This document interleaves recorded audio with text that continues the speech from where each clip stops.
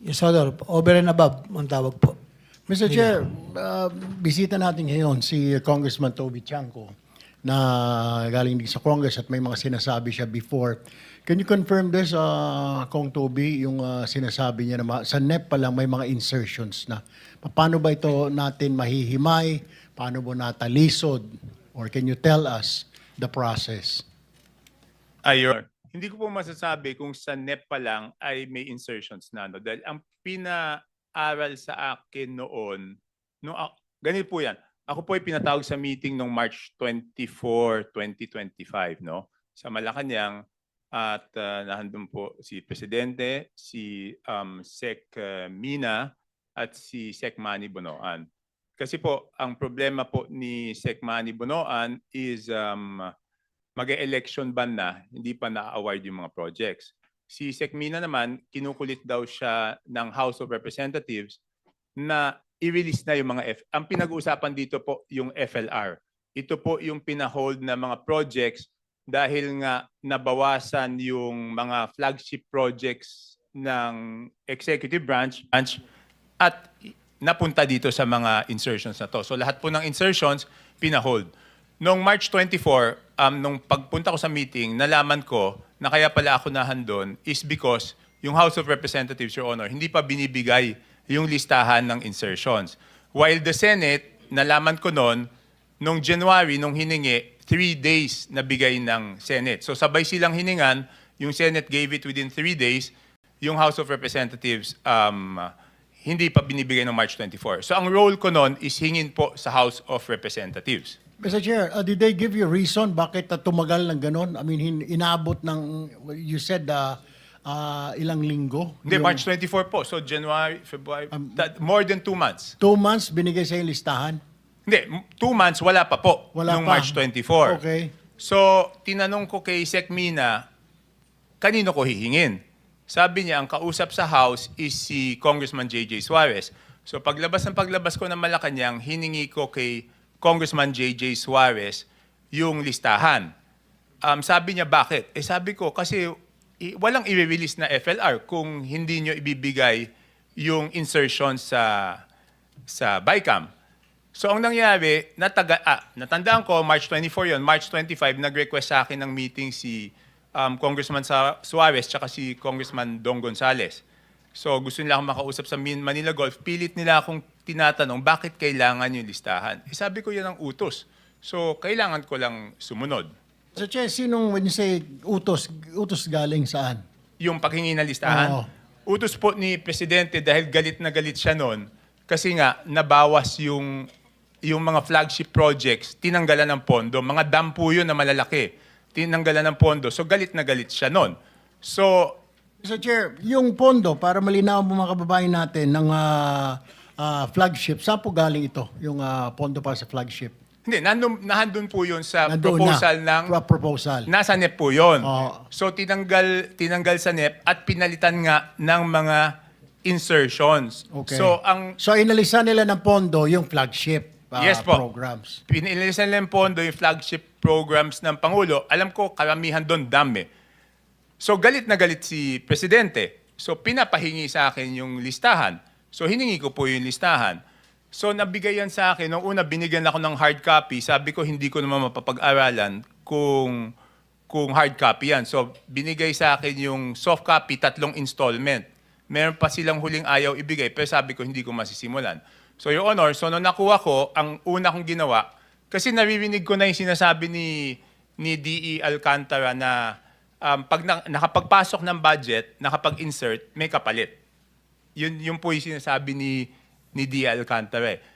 So, siyempre, ako yung humingi ng listahan bago ko i-present ulit sa executive branch, sa Pangulo, kailangan sigurado ko dun sa listahan na yon.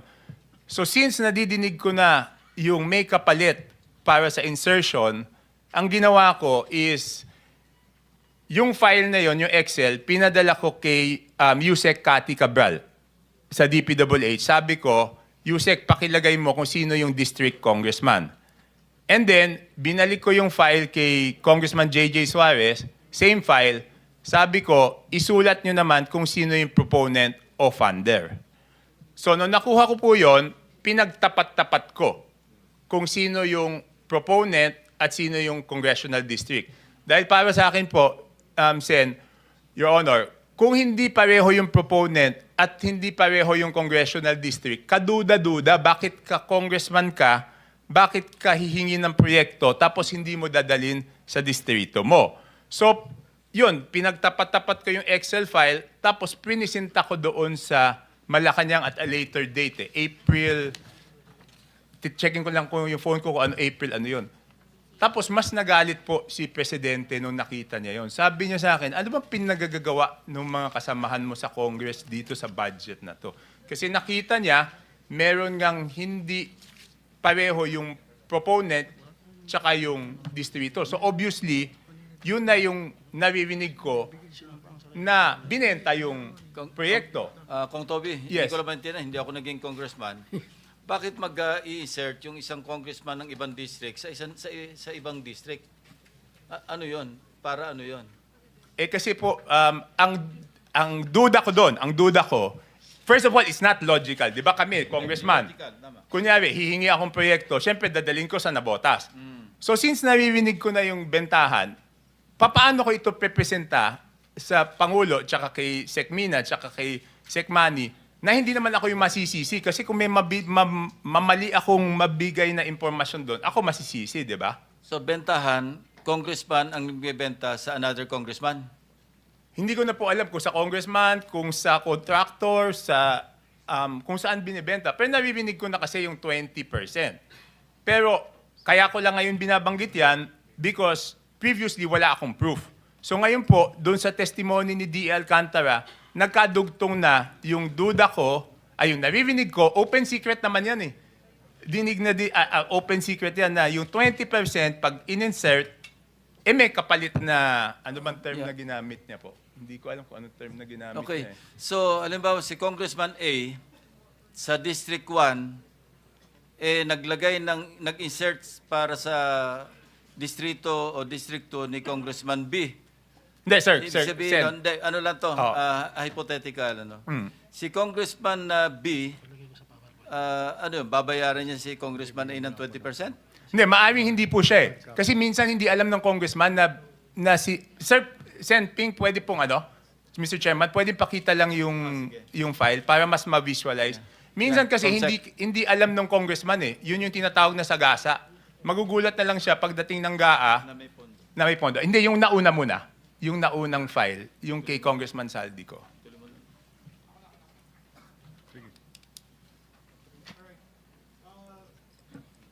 Yan po. For example, sige, next slide.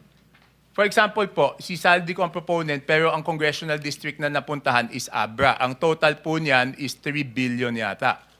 Pag tinanong mo naman yung congresswoman dyan, hindi naman niya request.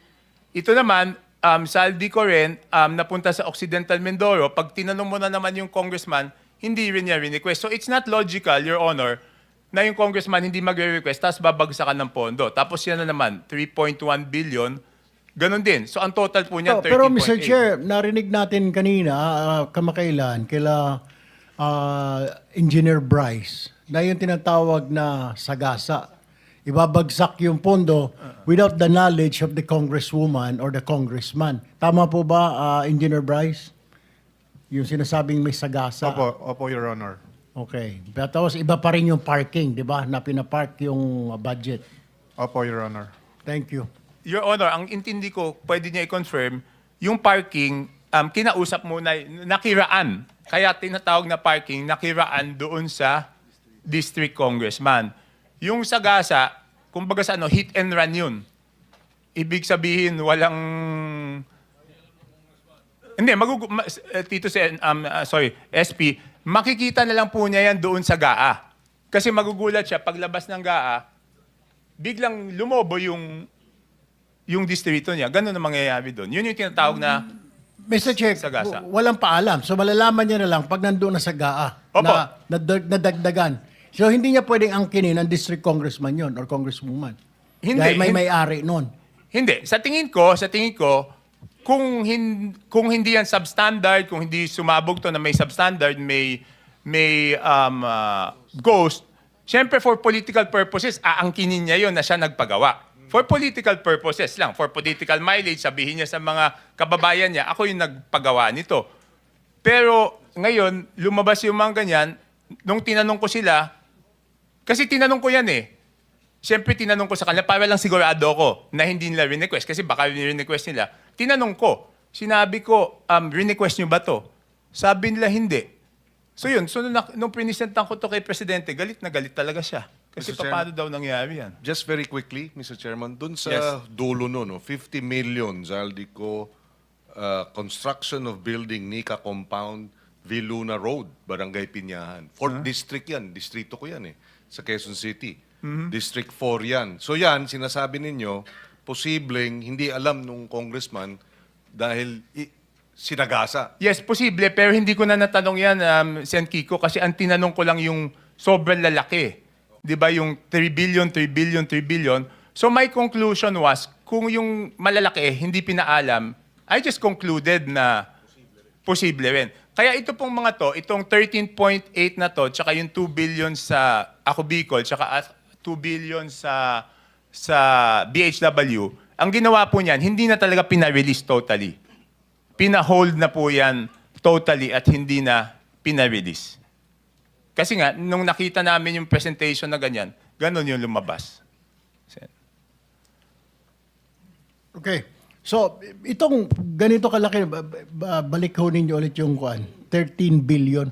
Normal po ba ito? Or have you seen this before? I mean, ilang taon na kayo sa Congress? Nakailang balik na ho kayo. Normal po ba ito? 13 billion na care of a proponent isang congressman lang? Hindi po, yan na po yung pinakamalaking nakita ko. Tsaka yung nakakapagtaka dyan, kung babalik tayo doon sa Occidental Mindoro tsaka Oriental Mindoro, ngayon lang ako nakita ng GAA na 20 billion. Kasi yung dalawang linagyan niya yan ng 3.2 tsaka yung isang 3 something, nagsimula ang NEP nila 1.5 yung isa 2.5. Meron yata. 1.5 yung isa, 2.5 yung isda. Tapos nung... Okay, yung Occidental Mindoro DO, nagsimula 2,530 million ang NEP. Paglalabas sa GAA, 20,999 million. Okay? Tapos yung isa, Oriental Mindoro DEO, 1,583. Ang GAA niya, 20,795,429. Kahit yung 10 billion, halos wala niyan eh. So kung makakita kayo ng 20, ito pinakita rin ko pala kay Presidente to, sabi ko nakakagulat. So talagang, nakakagulat itong area na to, paano lumobo ng ganito.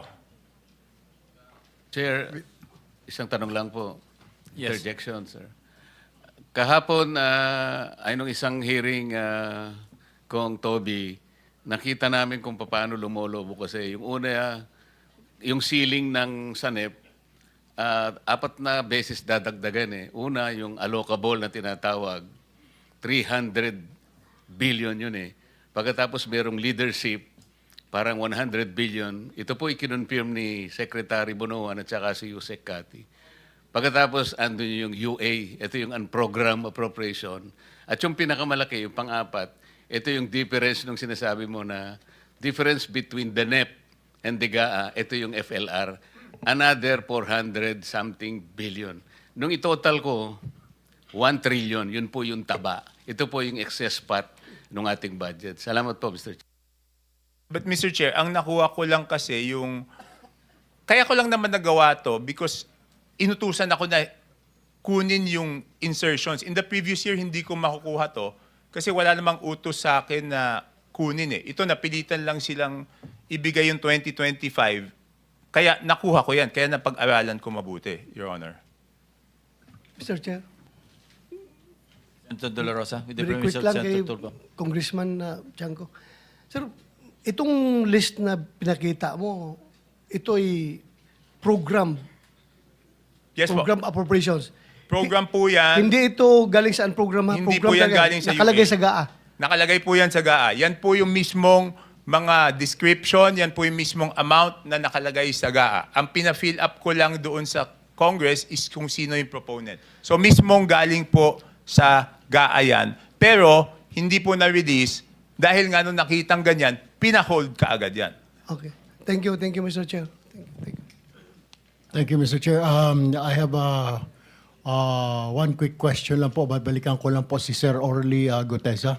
Sir Orly, nabanggit niyo ninyo kanina, ilang deliver po kayo kay Speaker, bahay ni Speaker Romualdez from Saldico? Your Honor, tulad ng sinabi ko po kanina, is 3 times po. 3 times po kayo nag-deliver. Ilan pong maleta po yun? Yung una po, nung una is 35. 35 na maleta. Opo. Pagpapunta kay Speaker. Opo, Your Okay. Honor. Pangalawa, Yung pangalawa is, ang pangalawa, di ko gaano siyang ma-recollect kasi parang nasa 12 or 13. kayo yung escort nitong Opo, opo, okay. opo. Pangatlo po, Ang pangatlo nasa 15. okay. Mga ganun po. Puro sasakyan po ni Kong Saldi ang ginamit ninyo. Opo, yung mga ginagamit yung sasakyan ni Kong Saldi. Anong sasakyan po yon? Yung backup Yung niya? isa yung ano ba ito? Yung light high is na kulay white na bullet drop.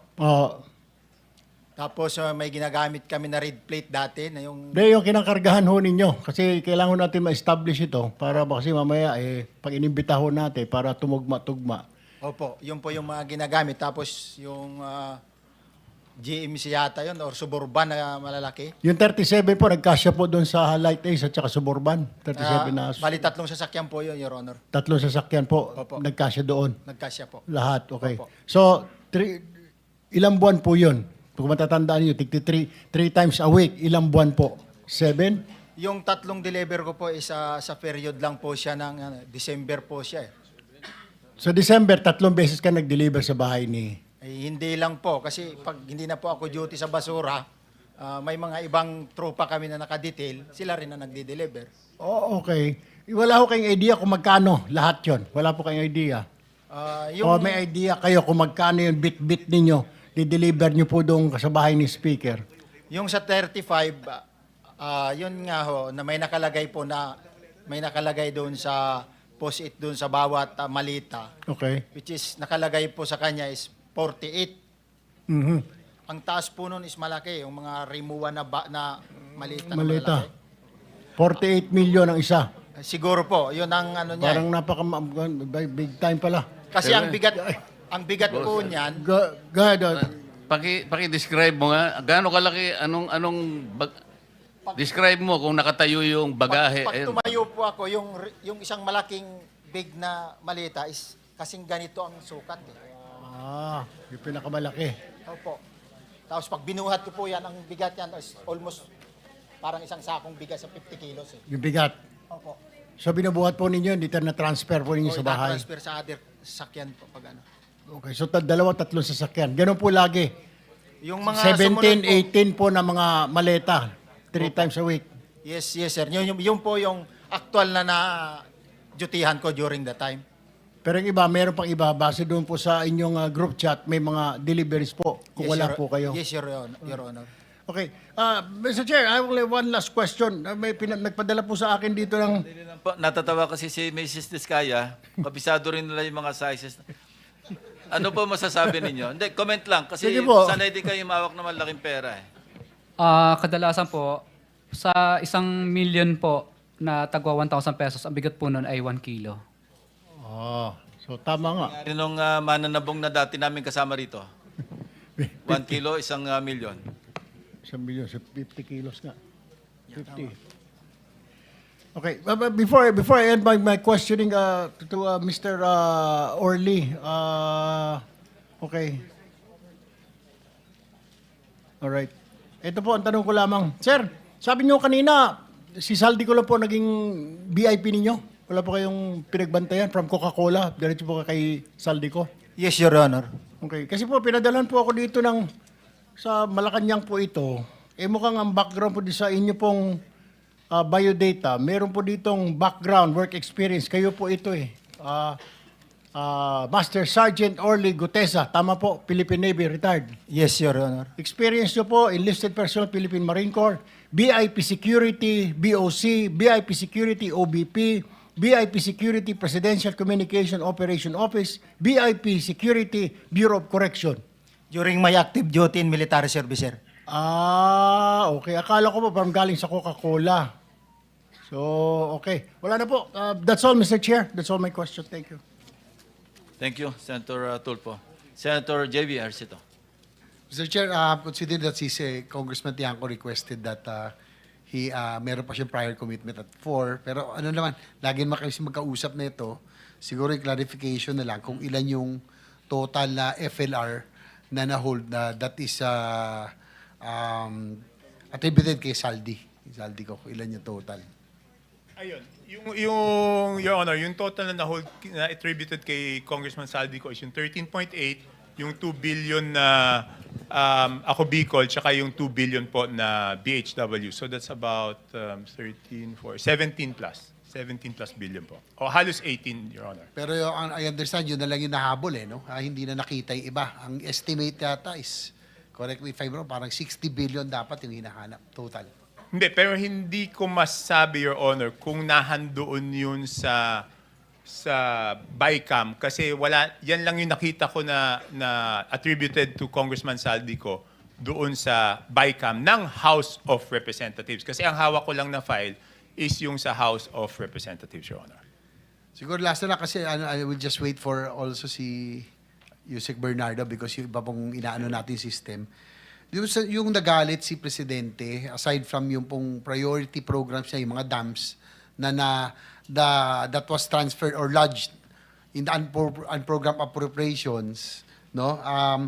Tama ba yung foreign assisted projects kasama rin, no? Ayan, naalala ko to dahil ako yung nag-defend ng DOTR na pinalipat nila from priority appropriations, pinalagay po sa yung foreign assisted sa unprogrammed funds. At isa ito sa ikinagalit ng ating Pangulo dahil alam ko po yung JICA ay lumapit sa kanya at ito po ay it was brought to his attention. Yes, tama po yun, Your Honor. Pati yung foreign assisted, local counterpart ng foreign assisted projects, ibig sabihin yun po yung commitment ng ating bansa doon sa foreign assisted projects, linipat po from the programmed appropriations doon sa GAA at linagay po sa unprogrammed appropriations. So dalawa po yung ikinagalit niya, yung foreign assisted tsaka yung flagship na nawala po, Your Honor. So ibig sabihin ay si RSP. Mr. Chairman, sinasabi ni Congressman Toby, nilipat. Sino gumawa nun? Ang pagkaintindi ko po is yung sa Committee on Appropriations. Kasi nung pinag-usapan niya nung una, nasa amin pa yung budget eh. Nung unang yung sinasabi po ni Senator JV na Presidente, maalala po ninyo, ito pong tinatanong ko kay Yusek Kati, na nandun po si Yusek Pangandaman, bakit ka ako sinulatan ka na huwag mong babawasan yung binigay na ceiling? From 79 million, gagawin mo 70. Kaya ang nangyari, Kong Toby, nung 0 na eh. Wala nang natira eh. Ganun po yung ginagawa at talagang nilalagay po sa mga convergence projects. Yun po yung CSSP, SSP, SIPAG, BIP, LIP, kung ano-ano pa. Yun lang po. Salamat. Thank you. tama po kayo, Your Honor. Kaya po nasabi niya nga na pangatlong taon na niya sa panunungkulan, hindi matapos-tapos yung mga malalaking proyekto kasi nga, kinukuha lagi. So doon ka nalaman na hindi lang ito nung taon na yon mukhang nangyayari na in the past. So kaya talagang galit po siya. Dalawa po yung ikinagalit niya noon. Hindi lang po yung foreign assisted, hindi lang po yung flagship. Ang sabi niya po sa akin, anong pinagagawa ng mga kasamahan mo nung pinakita ko na hindi po match yung proponent tsaka yung district. At saka Thank you, Senator Marcoleta. Si Senator Tulfo is reclaiming his time. Later, you'll be recognized again. Sorry, Mr. Chair. Kailangan ko lang kasi importante po ito. Balikan ko lang po si Gutesa, si Sir Orly. Kasi po, matibay po kayo na witness. Sa tingin ko po, may mga nag-question po ngayon. Dahil kayo po ang unang nagturo talaga dito po kay Speaker Romualdez. So I want to make sure po, pag binalikan ho tayo, tatayo po yung mga sasabihin po ninyo. Tama po. Kailangan ko pong tanungin, sir, anong year po ba kayo nagre-retire? June 30, 2020, sir. June 30, 2020. Ay, sir. Pakipakalanan mo nga po, sir, mga naging boss mo sa BIP Security. Doon po sa Bureau of Customs, sino po? Nung sa, Your Honor, yung sa Bureau of Customs 2011 to 2013, Commissioner Rapi Biason. Si Rufy Biason, opo. Ay, sir. Alright. Pagkatapos po noon, saan po kayo napunta? Pagkakaalala ko, Your Honor, is napunta ako kay Vice President Gigi Marbinay. Okay. Pagkatapos po noon, sa PCOO naman, anong Napunta- year po kayo doon?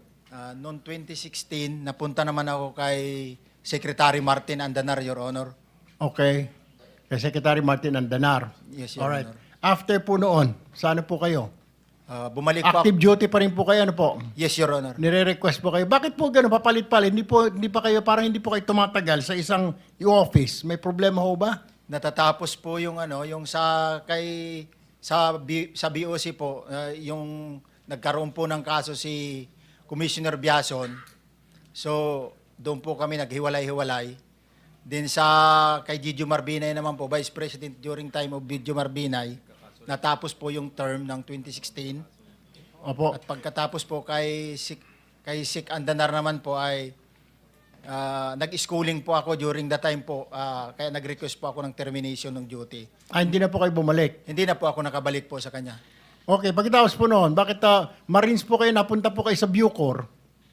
During time po kay, kay Yusik Paildon po. Okay. Nirequest din po ako noon ni Yusik Paildon na samahan siya within 9 months po yata yon pagkakaalala ko. Okay. Tandaan niyo po yung mga sagot po ninyo, no? Kasi baka cross-examine po kayo in the future, matibay po. Sa tingin ko po, nagsasabi naman po kayo ng totoo. Siguraduhin lang po ninyo na hindi po nabago yan. Ano po? Kasi hindi po ninyo naisama sa inyong affidavit. Ano po? Yes, Your Honor. Maraming salamat po. Mr. Chair, that's all. I will Sir, So, Mr. Chairman, go ahead. kunti lang, dagdag lang doon. Ano ka, mandatory retirement ka? Optional retirement, sir, Your Honor. What age ka nag-retire? 42, Your Honor. 42. Bakit ka nag-early retirement? Dahil based po doon sa nangyayari po sa IEP dahil nagkahigpitan na po. Tapos may mga offer na po sa akin na during nung nakapagtapos po kasi ako ng pag-aaral doon sa Ilagan City, nakakuha po ako ng opportunity during the time. Okay, basta Senator Bato. retirement. Thank you, thank you. Nakatatlo ka na. Si Senator JB, balik sa'yo. Siguro, last point na lang kay Congressman Tiangco, no? Yung po tungkol sa Mr. Chair, dahil importante ito yung pong priority programs and foreign assisted fund na yung pagkakalagay sa unprogrammed appropriations, very, very controversial.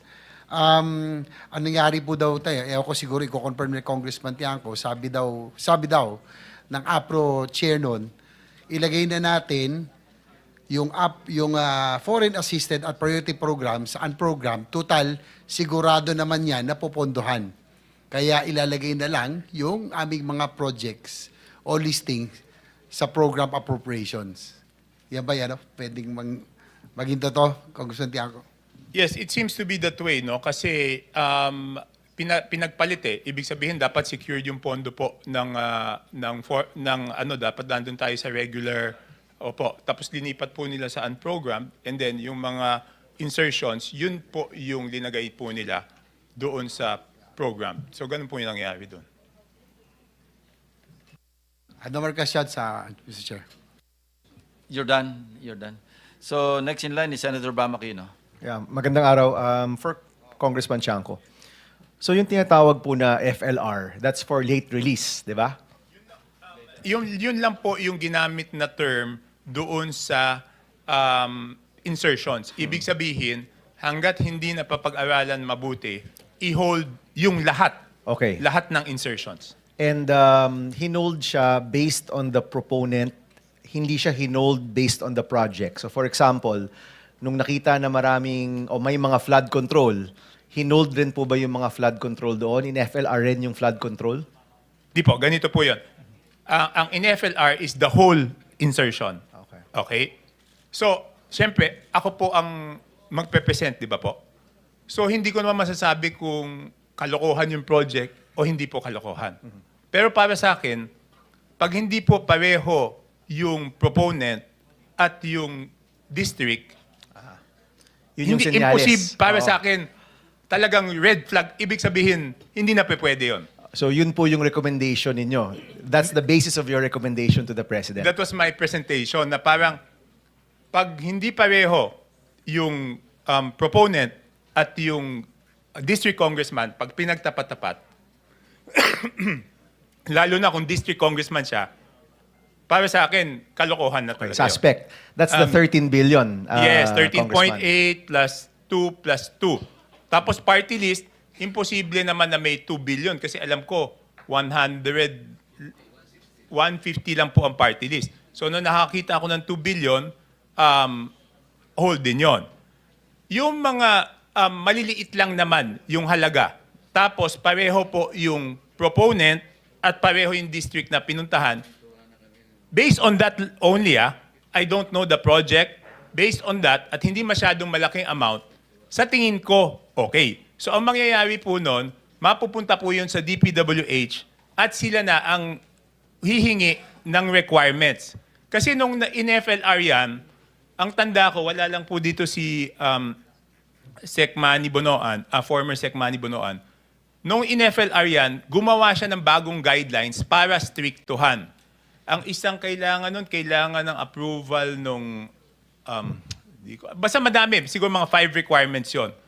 So sila na ang magve-vet kung yan ay valid projects o hindi. Hindi siya automatic na porket pareho yung proponent at pareho yung district, go na siya. Ang ibig lang sabihin, hihingin na ni Manny yung mga dokumento. Parang step by step. Yes. No? Oo. Kaya ang nangyayari noon, nakikita ko na minsan meron pinago, tapos makikita ko doon sa report nakasulat non-compliant. Ibig sabihin pala, hindi maibigay yung mga requirements na hiningi ng DPWH. Kaya yung 80 na yan, hindi magmamatch doon sa naka-FLR pa sa DPWH kasi pagkatapos nasabihin na mukhang okay to, hihingan nila ng requirements. Hinigpitan nila yan eh. Dahil nga medyo may duda na, nagdagdag sila ng requirements at nakakita ako ng non-compliant. Kasi minsan, sa akin nagpa-follow up yung congressman, so ang gagawin ko, babalik ako sa DPWH, ano nangyari dito, kala ko okay, sabihin niya, hindi, non-compliant. Binabalik ko doon sa kung ano yung kulang na requirements. That's clear, Yeah. Congressman. My question is, since ang hearing ho natin tungkol sa flood control, nagkaroon ho ba kayo ng analysis about flood control, the type of projects na nandoon sa insertions ho natin? Ay, okay. Mabuti po na tanong yan. Napag-usapan yan in one meeting. Sinasabi nila na mukhang high profit yung ginamit na term doon sa flood control. Ako naman, so pinag-uusapan namin, anong gagawin moving forward? Ang sabi ko, kasi nung dumating si Sec Manny Bonoan dyan, pinahinto niya kaagad yung rock netting tsaka yung slope protection. Pinagbawal niya yung dredging. Tapos, pinag-uusapan na for the 2026 budget, anong gagawin doon sa flood control. Ang sabi ko is, ang dapat ayusin is yung DUPA, yung Detailed Unit Price Analysis. Because assuming i-ban natin totally yung flood control, pero yung DUPA hindi po naayos, hahanap lang sila ng ibang project na pagkakakitaan po nila ulit. Number 1 yan. And number 2, this one, I can say now, ang sabi ko, pag hindi nahinto yung bentahan ng project, hahanap lang ng ibang project na pwedeng ibenta. So by putting down the DUPA, yung unit price analysis, pag binaba, hindi na kasi pag binenta, pag nakita yan yung unit price analysis at hindi kikitain, Di na lang. may eliminate yung pagbenta. Yes. So ang akin, yung original scene is yung pagbenta nung project. Kasi 20 to 25% kaagad yun eh. Yung kinumpute natin, yung contractor, your honor, is 8 to 10%. Yung DPWH, kung ilan. Ang pinakamalaking nawawala is doon sa pagbenta o doon sa sinasabi nila na insertion na merong kaagad 20 to 25%. So yun yung dapat na ma-eliminate. Kasi yun yung pinakamalaking nawawalang pera at doon nagsisimula lahat nung, di ba, pag binenta, binili, yung iba hindi naman lang gagawin, ibebenta ulit. Hanggang later on, wala na matitira doon sa proyekto. Pero ang pinakamalaking nawawala is doon sa bentahan, Your Honor. Sorry, just for a last question Yes, sir. kay Congressman Chanco. So napag-usapan na baka dapat wag munang i-release itong flood control kasi hindi ni-release si rock netting, hindi ni-release si slope, hindi ni-release si dredging, di ba? Hindi, ang napag-usapan is, yung nasa 2025 budget is pag-aaralan muna ni Sec Bonoan. I see. Kung Okay. legitimate. Kasi meron ako natatandaan doon, hindi ko lang alam kung anong district, sorry. Meron doon, hindi lang flood control. Merong mga projects doon na kahit hindi flood control, sinasabi ni Sec Bonoan, wag na nating ituloy. Which ones are these, Congressman? Hindi ko na matandaan specifically sa dami nung proyektong yun eh. At kumbaga, nakita pa lang niya, alam niyang alanganin na. Hindi, kasi hindi nakaka-comply doon sa additional requirements na linabas ng When they asked DPWH. for requirements, hindi makapagbigay, so wag na lang. Yes, yung linagyan nila yun